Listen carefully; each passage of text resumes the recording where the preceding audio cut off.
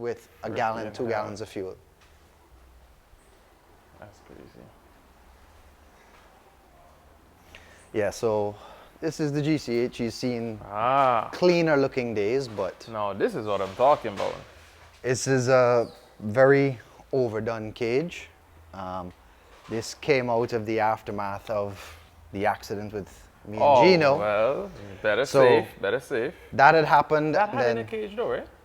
it had in a bolting cage. Bolting cage is still inside there. The last bolt in the cage went in Friday night, and that happened Saturday night. Shit. So it's literally one after the other. But It's like he decided, hey, let's test this. well, no, But somebody decided for somebody you. decided that. But yeah, I mean, at the end of the day, I'd rather have it and not need it than need it and not have it, right? Safety is paramount, man. I walked out without a scratch. The car didn't come off so well. The whole rear subframe, everything in the back was all shifted. What was it like in that experience? Because it did flip, didn't it, right? Yeah, it rolled rolled to, over. like, went over once, and then ended back up on the roof, skated for, I don't know, a couple hundred feet on the roof.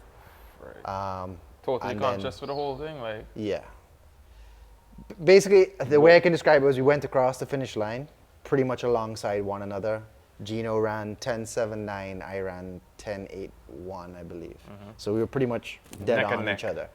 The whole way down. As we went across the line, kind of disappeared from my peripheral vision. I went through my usual thing, let the car settle down, neutralize it, and then start to kind of gear down third and get on the brakes. As I went to do that, it basically just felt like A jerk. someone maneuvered you. If you've ever been on a quad or something and you feel when it comes up, Yeah. like when you turn too hard and it Yeah. comes up, that's It's what like it that. felt like. You just felt that sensation, and then it was, It's like hold I on just for the ride. held on to the steering wheel, roll, do whatever, felt it go over, Till it settles. kind of realized, opened my eyes, and all I saw was tarmac and sparks. I'm not gonna lie, closed back my eyes again, right? And then, I don't know, I felt it come back up, looked around, realized I was right way up, door opened, got out. I actually run over to Gino. Gino was still in the car. He was good. And then Abdra's safety and rescue came up and dealt with all of us up there. But yeah, an experience. it was an experience. But again, something that I think that was the first time up there that they had a major accident like that. Rather than, someone just clipping the wall, like how I think Jerry and them had touched the wall Yeah, once or that's- twice. yeah. So that was kind of a big eye opener for a lot of people with cages in the car and Now whatever. where the safety really comes Correct. into play. And 'Cause who I knows? will say I was one of the louder voices in the beginning about cages and so on. Not necessarily against it, maybe against some of the.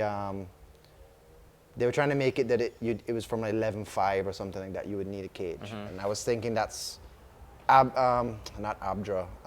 NHRA regulations is 9.9 or faster. Now we agree that our track isn't to Isn't NHRA really. standards, whatever else, but you can have a quick 11-second street car. Oh, yeah. And most people who are gonna want to leave their car there aren't gonna want to put in a full Whole cage. like that. Right? So that was kind of my argument for that. But my plan with that car was to go into the 10s. We accomplished that before we had the cage, but we accomplished that and then followed the regulations of putting in the Okay, cage. awesome. How much horsepower, if you remember? They didn't have the four-wheel drive dyno at the time, Oh, okay. but dyno, and based on other 500? cars that Eric had tuned, it was between 550 and 600, somewhere there. His wife's car, which had a very similar setup in Texas, it was a 07 Hawkeye. He said that made, I think it was like 620 something, and she was running consistent 10.3s. Okay. Right? definitely Usually what's the power. indicative of the power the car is making is the mile an hour. So you can kind of guesstimate if you see another car that has been dynoed doing trapping 130 mile an hour and you're around about that, Then you're you can kind of use generally that as a about rule the of same thumb. as what you would use as a rule of thumb.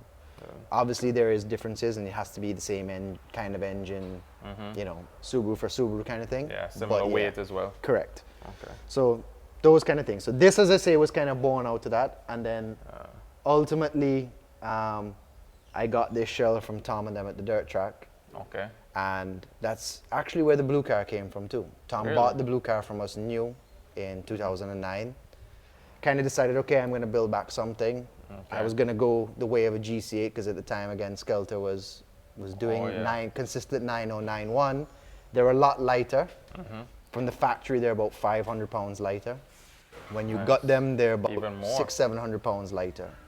So big difference in weight. And yeah, so I know that they had one up there. I went and spoke to Tom, and pretty much it was, if you want it, just take it. Well, there you go. And here we are. So I got the shell for essentially for free from Tom, you know, thanks to him for that. And yeah, it's kind of started. It went a bit beyond where I intended it to go in terms of the cage is probably built for like a 7.5 cert cage, probably a little bit beyond that. But again, at the time, I had just been on my head in the car, so might as well. Correct. More bars, more safe, right? This but is a good setup. It's a lot of different things, and there's a lot of stuff again with this too that's been. It's got a full. I have a full dry sump kit for it, for example. So right? It's all out. Correct. But things with this kind of got put on a little bit of pause. Finish the small project first. This one is a big correct. one. It's a little bit bigger project, number one. And two, as I say, I think it's kind of changed a little bit from just being an all-out drag car. You can still take a circuit car and go to the drag strip. Oh, yeah. Right? So do a little bit more of it. Again, it's something that I know we don't have a circuit track here in Antigua. I've heard rumors that we maybe have something coming, but I think that's it's been spoken about for a while, but whether it will be a practical reality is a different story. Yeah. But again, throughout the region, they have a lot of different classes and unlimited classes that you can go and race in Trinidad, Barbados, Guyana,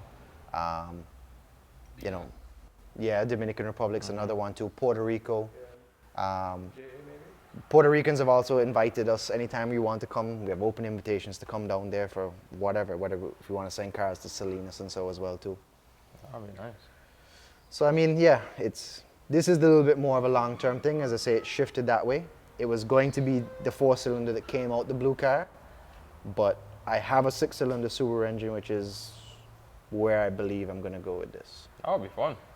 Because you can make the kind of power you want to make a little bit more reliably. Yeah, without, again, putting it on its limit all the time. All the way. Correct. As he was talking about cylinder pressure, you're dividing it among 6 instead of 4. Yep. You're not trying to make... Only thing you got to worry about a little more weight, but that's the least. Yeah, again... I mean, with this chassis and everything else, no biggie. There's a very similar setup that kind of is what I'm emulating. I don't have a problem saying this is Andy Forrest Performance.